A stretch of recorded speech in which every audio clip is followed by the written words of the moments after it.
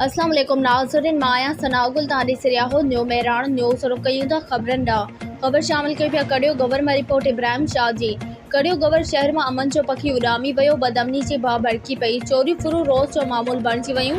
Police इंतजामिया पान में monthly वसूली ता एक बे जे गलन में हथ लतुन मुकुन जा थाने अंदर एक बे ते वसकारा। तफसील मूजब कड़ियो गवर शहर में बदमनी ते ज़ाब्तो आणण में पुलिस मुकम्मल तरह नाकाम। एक महीने में चोरिन फुरन जो मुख्तलिफ हंधन ता वारदातूं। बदमनी जे वर्चले शहर कड़ियो गवर अज वरी एक गरीब फुरन जो शिकार थी वियो। कड़ियो गवर मेन रोड लग सोराब गोठ वट केवल रेबाड़ी जे कांटे ता ॾींहुं ॾिठे हथियारन जे ज़ोर ते 3 अणॼातल फुरन 50,000 कैश, 125 मोटरसाइकिल, एक मोबाइल फोन फुर करे फरार थी विया। कड़ियो गवर दरगाह महमूद फ़कीर ता 220 वारी बैटरी चोरी। रात देर सा सेठ हीरोमल कोहली जी कपड़े जी दुकान के खाट। 7 लाख रुपयन जी मालिक जो कपड़ो 130 ताका चोरी।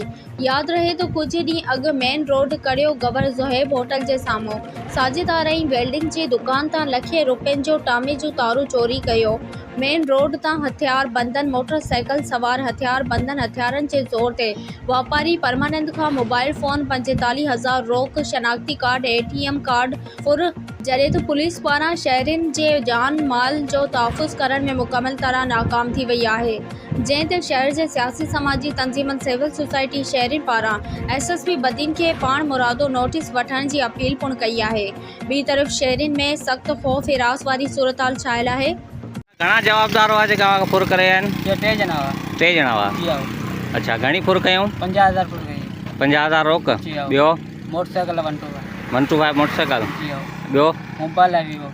ॿियो मोबाइल वीवो आहे। जी आओ। अच्छा, उनखे अलावा ॿियो कुझु? बस।